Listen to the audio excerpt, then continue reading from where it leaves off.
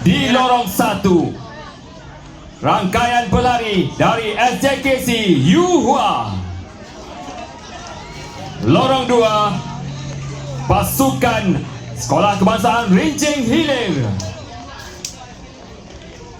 Lorong 3, rangkaian pelari SJKC Bandar Sungai Long.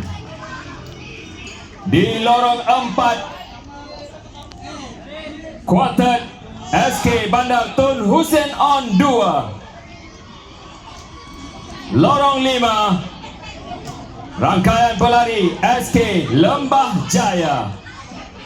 Di lorong 6, mewakili pasukan SK Bandar Tasik Kesuma. Di lorong 7, kuartet pelari SK Taming Jaya. Dan di lorong 8, mewakili pasukan SK Bandar Rincing.